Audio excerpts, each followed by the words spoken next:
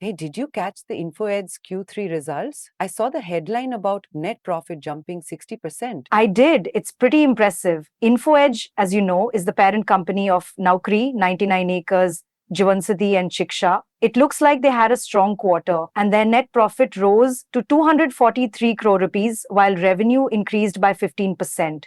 Actually, it's worth noting for investors to check with certified experts before taking any investment decisions. Wow, that's quite a jump. So, what exactly drove that growth? Well, the revenue from operations increased by 15.2% year on year, reaching 722.39 crore rupees. Plus, their operating profit margins improved to 39.2% of revenue. Basically, all their verticals performed consistently well, particularly the recruitment business. Okay, so Naukri is still the big driver then? Absolutely. Hitesh Oberoi, the MD and CEO, mentioned that the recruitment business grew across all segments, which boosted operating profits. Even the non recruitment businesses are almost at break even, which is great for sustained growth. Hmm, interesting. So, how did each of their segments actually perform? The recruitment segment saw billings grow by 15% year on year. IT, non IT, and recruitment consultant segments grew by 16%, 17%, and 9% respectively. Their Naukri database is massive, now with 104 million resumes and adding about 19,500 new ones daily. That's a lot of resumes.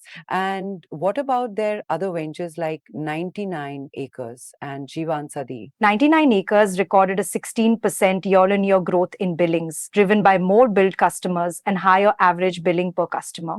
Broker billings did better than developer billings, and Jeevan Sadi's billings grew an impressive 36% year on year, with operating losses declining by 51% due to revenue growth and cost control. So it sounds like Jivansati is finally turning a corner there. Seems like it. They're also exploring additional monetization opportunities, which could boost their performance even further. Shiksha, their education segment, grew billings by 12% year on year and generated 15 crore rupees in cash from operations. What about the numbers that really matter, like EPS? The earnings per share for the quarter was 20.06 rupees, a 21.2% year on year increase, and their cash generated from operations before taxes was 346 crore rupees, up 26.9% year on year. Their cash balance is solid too, standing at 4,290 crore rupees as of December 31st, 2024. That's a pretty healthy cash position. So it seems like they're managing their finances well. Exactly. They've also got significant deferred sales revenue, which stood at 1,067 crore rupees in the third quarter. It shows they're building a strong backlog. So apart from the core businesses, what about their investments?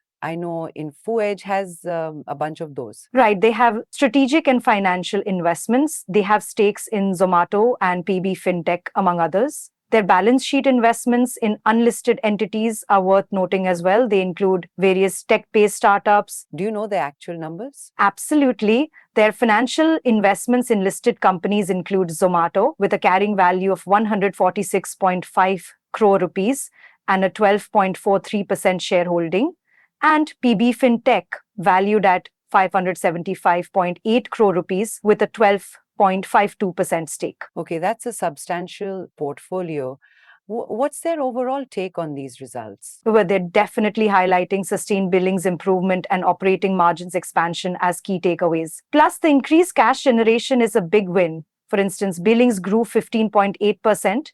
Revenue from operations increased 12.8% and operating profit jumped 20.4%. So everything seems to be trending in the right direction for them. Precisely, their recruitment business has improved margins and increased cash generation, and the non-recruitment sectors are also contributing nicely. What's their employee count looking like? Are they still hiring aggressively? As of December 31st, 2024, they had 5,883 employees. So they're continuing to expand their workforce. Do they talk about any specific opportunities or challenges they foresee? They emphasize continued monetization opportunities for Jeevan Sati and investments in strengthening the study abroad platform for Shiksha. Emerging private universities in India also present an opportunity for Shiksha to grow its footprint. That's interesting. So what's your overall take on these results? I'd say InfoEdge had a solid quarter, showing strong growth across key segments and improved financial metrics. They're well positioned for sustained growth. particularly with their recruitment business and emerging opportunities in other ventures. So a thumbs up overall. Definitely, it's a well diversified portfolio and they're executing well on their strategies. Plus, their healthy cash balance gives them flexibility for future investments and growth initiatives. That's great to hear.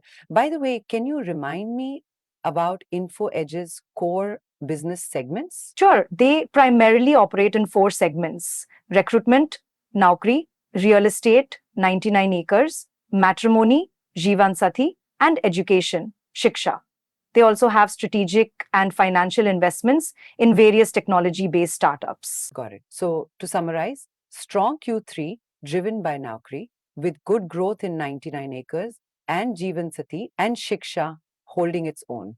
Healthy EPS and cash flow plus strategic investments adding value. Exactly. It's a well rounded performance. Oh, and if you like what you're hearing, folks, don't forget to like, share, and subscribe. Anything else worth noting? Well, the board of directors actually approved a subdivision or split of the existing equity share. Each share with a face value of 10 rupees will be split into 5 shares with a face value of 2 rupees each. Oh, a stock split.